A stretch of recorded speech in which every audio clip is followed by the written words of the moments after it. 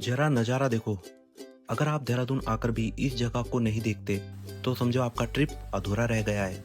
ये जो रास्ता देख रहे हो आप किमाड़ी से होता हुआ जंगलों के बीचों बीच और मसूरी को टच करते हुए ये बहुत ही खूबसूरत जगह जाता है।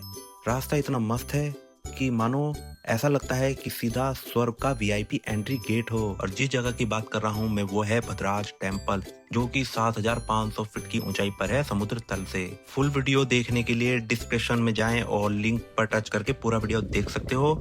जानकारी अच्छी लगी है तो लाइक जरूर करें और हाँ, ज्वाइन करना मत भूलना।